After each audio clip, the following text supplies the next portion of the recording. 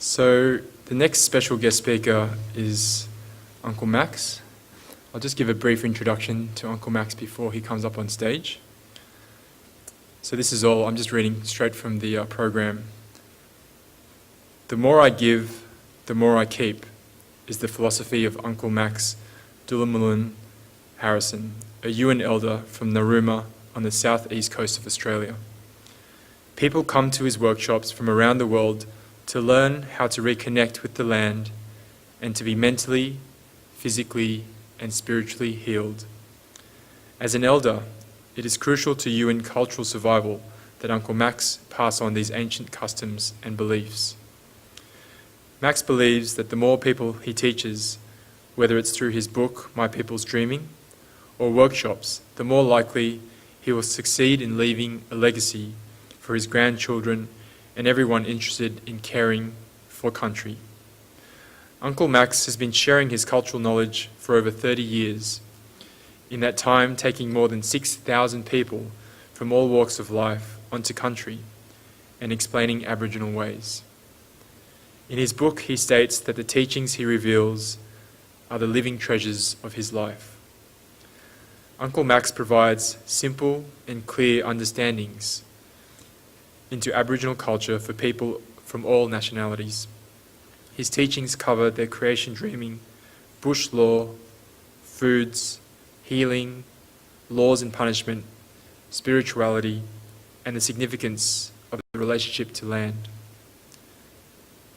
In passing on the traditional wisdom, Uncle Max focuses on three truths. See the land, the beauty, hear the land, the story, and feel the land, the spirit. Please welcome Uncle Max onto the stage.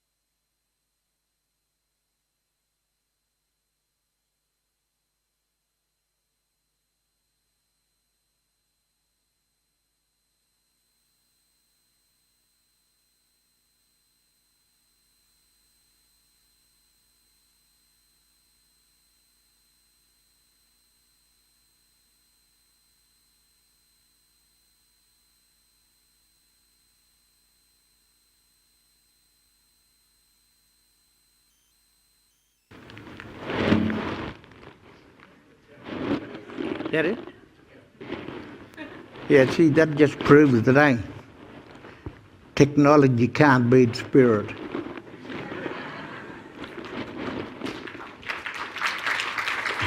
And that's a bit of a battle that I have with technology. I've migrated from clapsticks, the first mobile phones that were ever invented, to a sort of an old dinosaur era that I can just say, hello, that's you, this is me. And it's hard for me to do text, or people say to me, we'll send you an email. And I scratch my head and I think, you won't get a response, buddy, because I can't do those things. All I was taught was to look at the land. I was taught to watch the land talk to me. I was taught just back in ancient traditions about water. I was taught about what's down here is up there in the sky. And to be able to do that, I knew when my ancients would say to me, we have to give it away to keep it. And I knew that while they were giving me this information and this encyclopedias of knowledge about land, about spirit, that was so important to me. And so I knew that I'd keep it, so I do that with my grandchildren and my son, daughters, and grandchildren and great-grandchildren. And it's so important that I have to give it away so it can be kept. And when I take people out, I do the same thing, just to raise the awareness about this wonderful planet that we live on. Just to make us think why it's so important to look at the magical things of nature. So when you're walking out into the bush, into the forest, whichever way you want to call it, it shows us. It shows us how to live. It shows us how to survive. It teaches us all these wonderful things. Why it's so important that we look after this environment. Just have a look at some of these little plants. Have a look at the pointy little parts of them.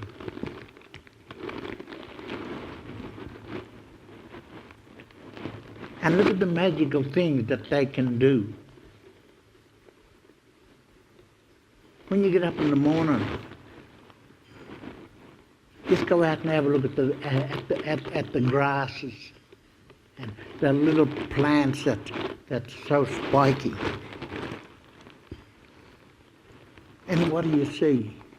You see these little diamonds sitting on them. Sitting on a point.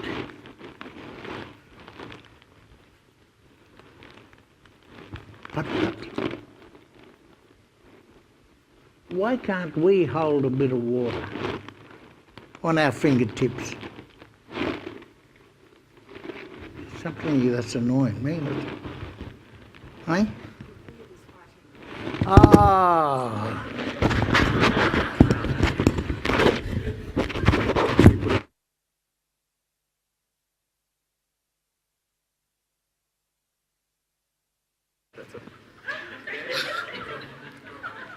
So you're telling me I've got to shave my beard off, eh?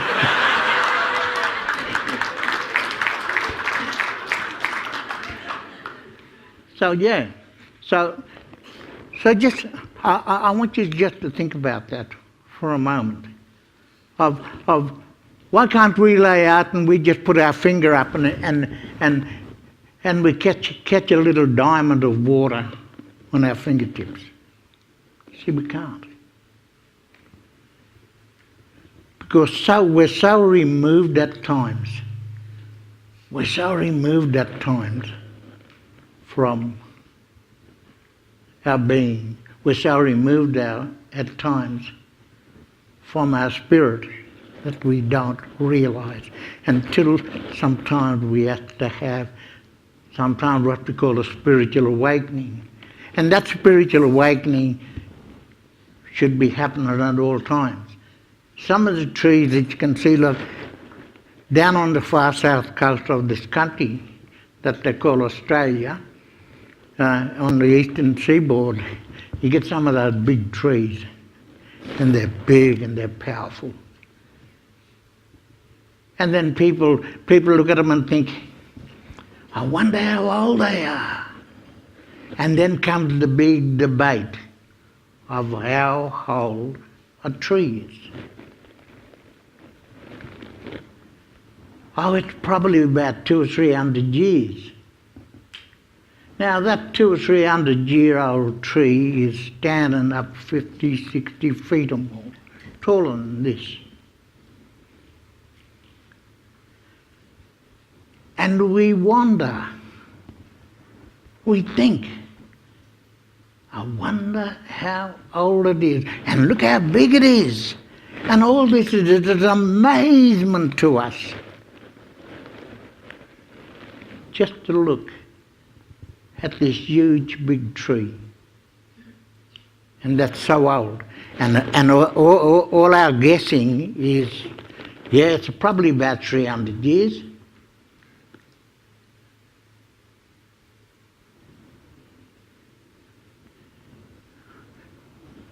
Why don't we embrace that and then connect and just ask and say to that tree, how did you get so old and so big? You see, it can get to that age. And here I am, at the year age of 80, making a commitment and a promise that I want to reach 105. And at 80, I'm flat out getting upstairs. And yet the tree will stand there in all that wind and all that rain. Drinking water from above, drinking water from below. You see, sometimes we look past the wonderful teachings of nature. And only sometimes we will look at the prettiness, the artist's work of nature itself, that we'll see, that has painted the colours. Painted the colours on plants and flowers, trees. And then you have another wonderful thing that people from all around the world come to see. And that's just the girls' country over here. This famous rock. It's more than that. It's a spiritual home of all the Aboriginal people. It's the spiritual heart of all the Aboriginal people that's in this country that we call Australia.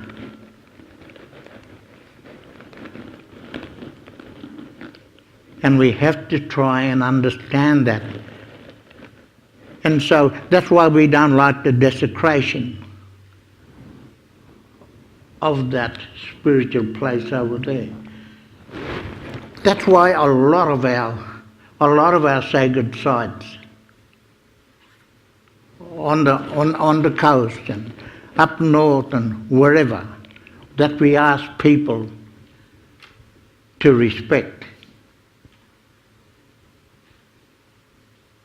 And sometimes when we ask people just to respect a lot of those places of sacredness, this is the question we'll get. Why? Or what for?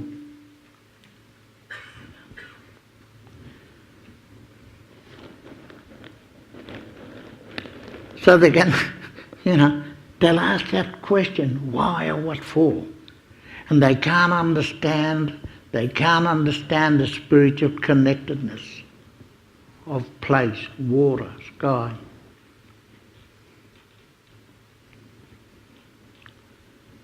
And everything that's on this land. And you have to have, at times, an encyclopedia on you, so you can read it and try and explain it to people about why it's so important, instead of just looking and feeling. You can look without your eyes. You can feel without your hands the places of special areas. The places of so spiritual significance that you can come up to and feel. You just feel the movement. You see, science is telling everybody around the world that we have, I don't know, 80% of water in our bodies. Is that true, or is this what scientists are telling us? You know? So if they know that, why can't they understand about spirit? See, it's always the physical things that science and other people are looking at. They want to look past spiritual because it scares them. Why? I don't understand. Why is there a fear in connecting the spirit? Why is there a fear? Because all you're doing is connecting the heart. Very important. It's very important to me to know that. That if I don't connect the spirit, I could have a rudderless life. And I don't want that. I need some guidance. So one of the things I can sort of finish a little bit about the broken arm, yeah? One of the things that happened there is when they were going to amputate my arm.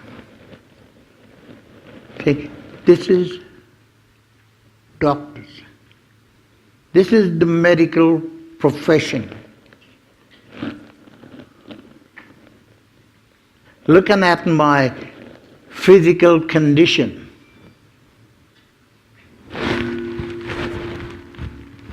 it's no good. It's smelling.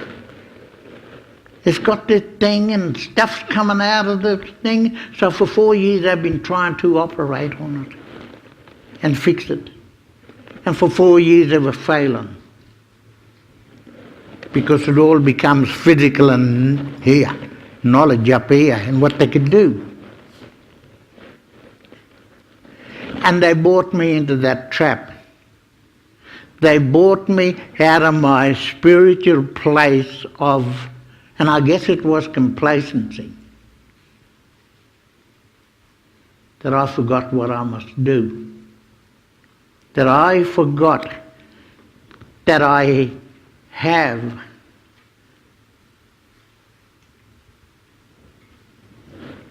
a land of pharmaceutical things that I could use. Ancient stuff that I could have used. So one of the words that they said to me, you'll have to have it amputated, Max, because it's smelling. Shame. And you might shake hands with somebody and it'll fall off. This is the deadly medical system is telling me this.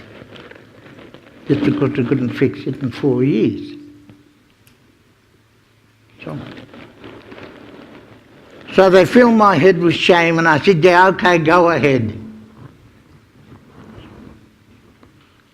Go ahead. And the morning of the amputation, I'm sitting up in my bed, in my hospital bed, and an old fellow got off the foot of my bed. I haven't got a clue, and today I still haven't got a clue who he was.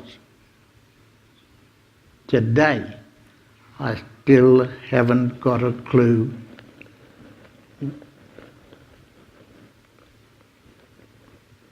his name. But I do know something. I do know something. It was one of the most beautiful form of spirit that I ever seen. Because he got up and he turned his back on me. Turned his back on me. And when our elders do that, they're disgusted with you. They're not happy with what you're doing.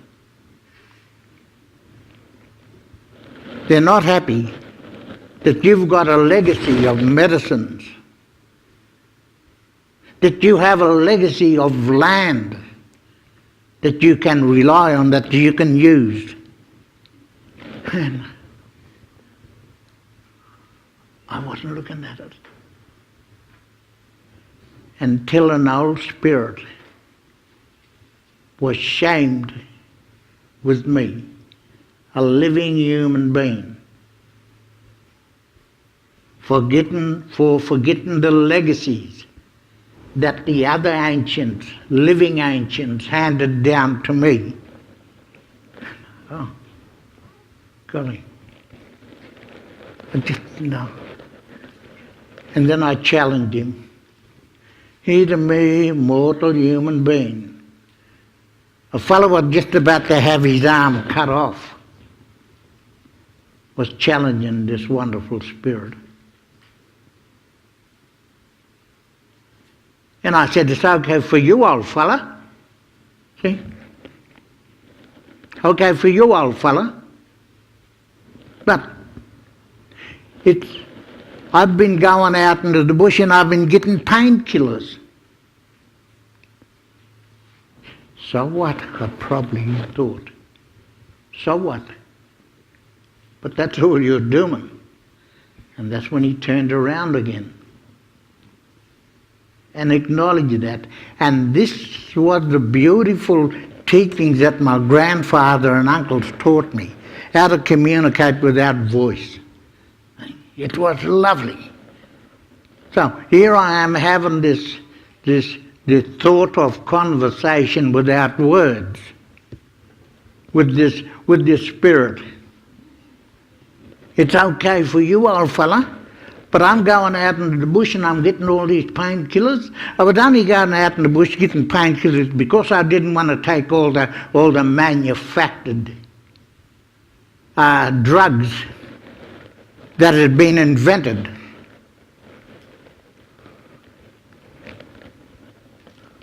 I was going out in the bush to get the medicines that mother is birthing for me to take and to chew and to do things with. You see, in that time of crisis, of that arm being damaged, I removed myself from my ancientness. I removed myself from the teachings of my ancients. I removed myself from listening to the legacy that was handed down years before, until this old fella turned up in my hospital ward, got off my hospital bed and got up and turned his back on me.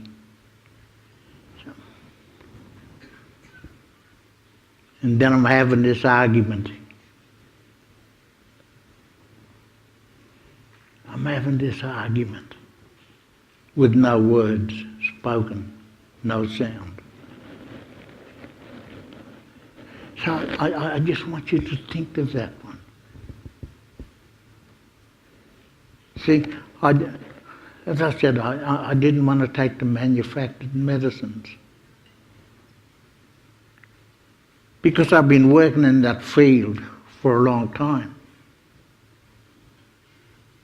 with the drugs and that, and trying to heal people that were taking drugs.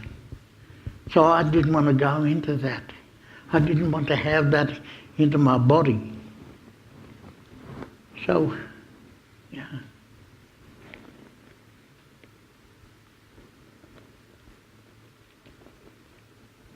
So then I said, thank you. Thank you for that conversation. How could you have a conversation when no word is spoken? That's connecting. That is life touching life. That is spirit touching spirit. That is what I was experiencing. Laying in a hospital bed. You see.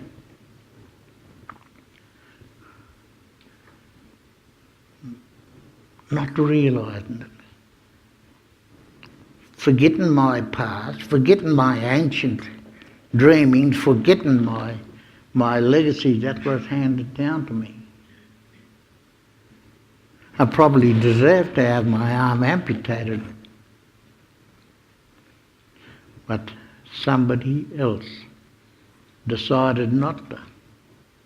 And came off my bed and turned his back on me. And what a wonderful thing that was for me to have experienced.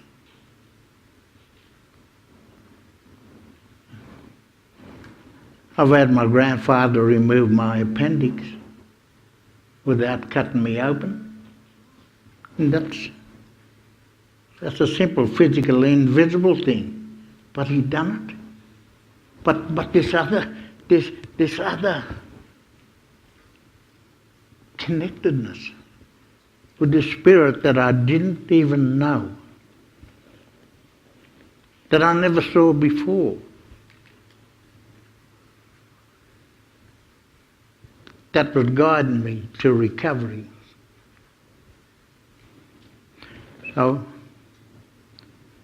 the nurse went and got the doctors.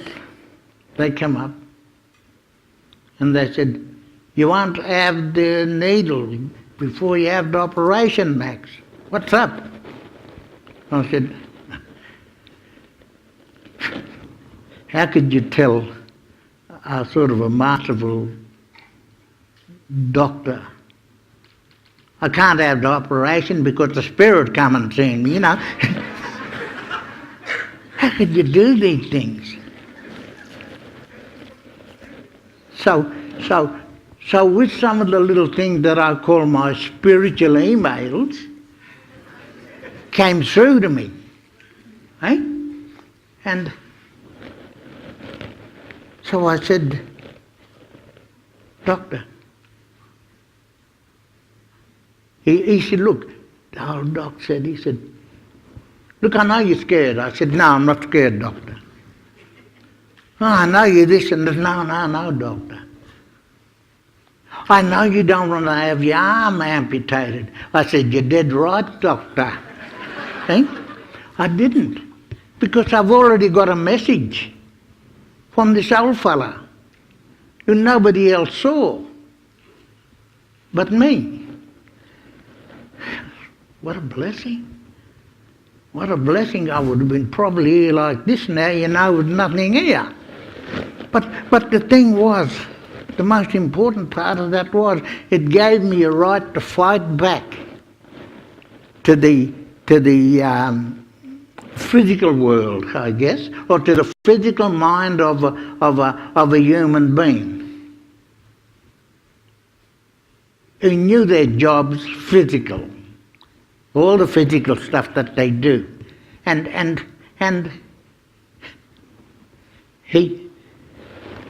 I said to the doctor, no, doc, I'm not having that. And he said, then what do you want, Max? And I said, doctor, can you pick that phone up there, please, and dial this number for me? And he picked the phone up and he dialed the number. And what I'd done, I guess, it wasn't a nice thing to do. I rang my sister and my brother-in-law up early in the morning, eh? And I made this statement.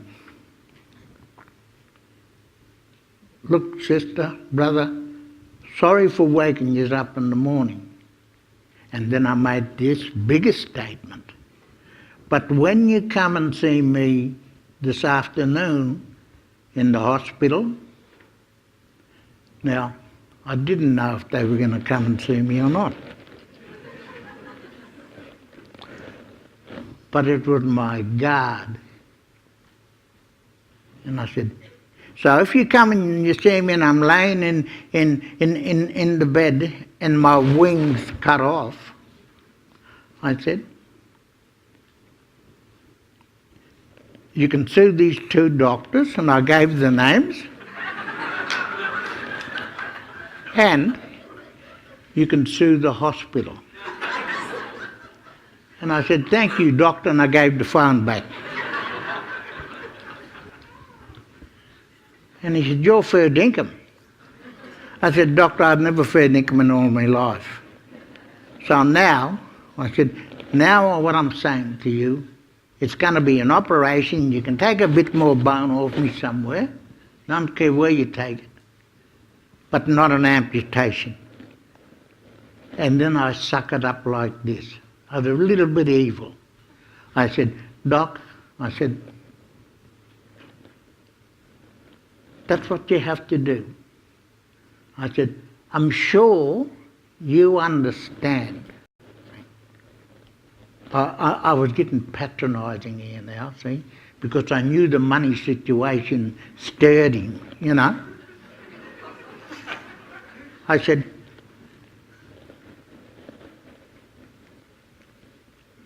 that if I wake up with that arm cut off, Doc, I said, you know, I'm going ahead with that threat, see. And I said, so you can take a bit of bone off elsewhere and put there. And he said, then what are you going to do after that, Max? It'll just deteriorate again. And I said, I know. No, I said, I think I'll be right. I wasn't overconfident. I wasn't unsure. But I said, I think I'll be right because I've got a good message. Okay? It's as simple as that. I got a good message, but the old fella getting off my bed and then turning his back on me. That was a powerful message. That was a very powerful message for me.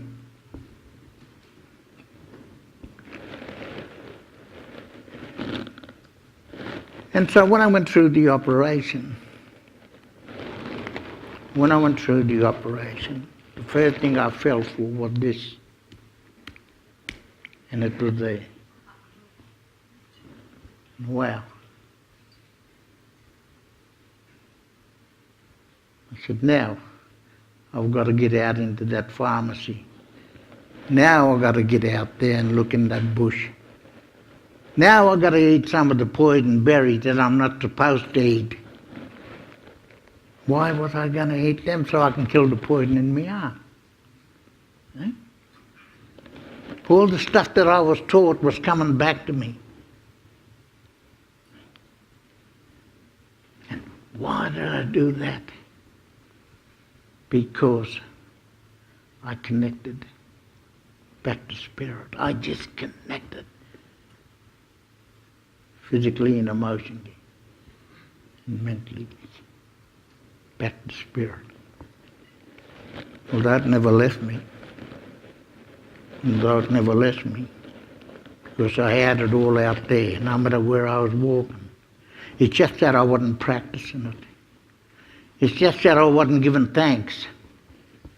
Just that I wasn't waking up in the morning and giving thanks to grandfather's son coming up. That raised the food that fed me. Just that I never greeted grandfather's son for showing me and rearing all not only the food but the plant life and all the medicines that is out there in the bush, in the pharmacy. You see? So I had to go back to that source of creation up there, grandfather, son coming up, thanking Mother Moon, Grandmother Moon for all that, but most of all, then Father Sky dropping the water down, to bring the plants up. And then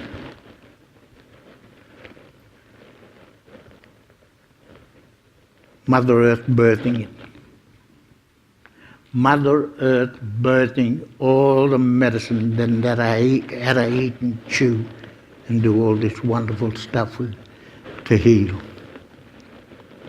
So it took me, I guess, up to the 9 months. And that was a great period because it took me 9 months in my mother's womb before I became available. And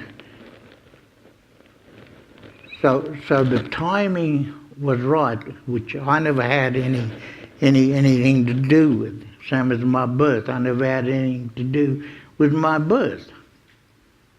But that 9 months of healing was so precious for me to connect with everything. I learned to go out into the end of the bush again and have different medicines.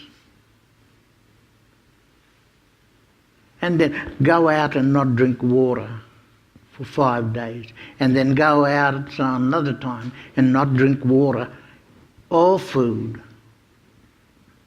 for 5 days. And then it came to the period of where I went out into the bush and I couldn't have water and food for 10 days. But do nothing to be grateful for the land that was healing me. You see? That was important to me. And just giving thanks. Just giving thanks. Getting up every morning. Thank you, grandfather.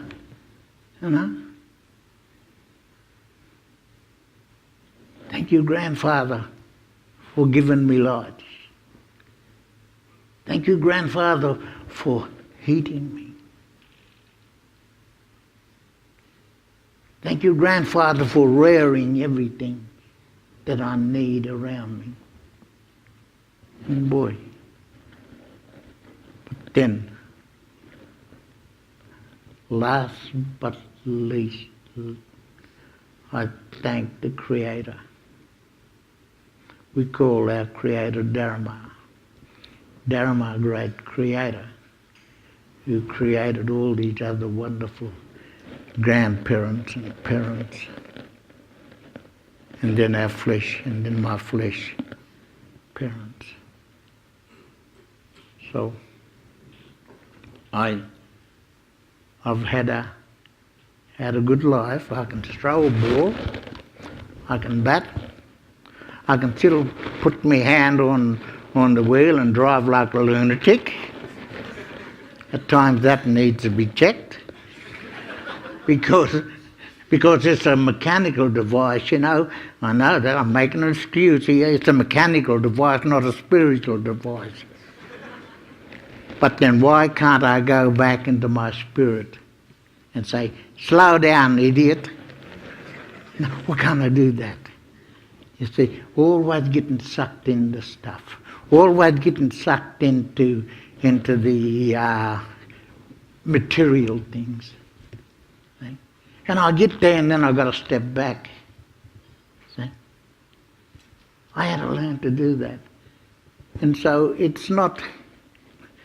The one thing I love about life and understanding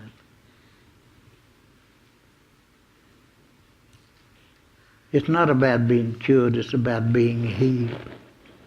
And it's about healing and the continuation of love, the continuation of every other thing that we seem to wake up every morning to. I'll just finish on this. 73 years ago. I came into camp, shoulders up, hand behind the back, kicking sticks and stones.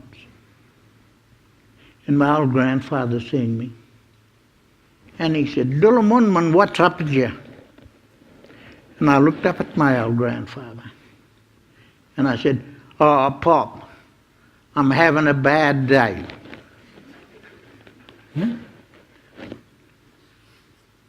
"You what?"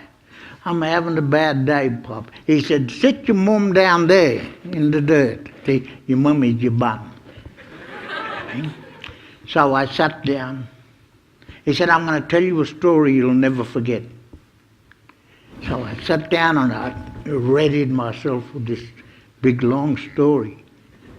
And old Pop walked up and he just stood there and he said, "Dullamunmun, Dharma, great creator, has only given us hot days, wet days, windy days, sunny days, frosty days, snowy days, never a bad day," and he walked away and left me. You know.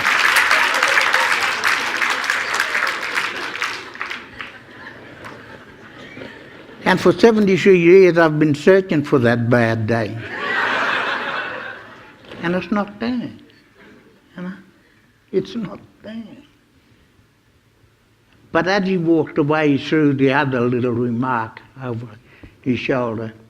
And he said, "And if you do have that bad day, get a little brownie camera and take a photo of it and send it to me."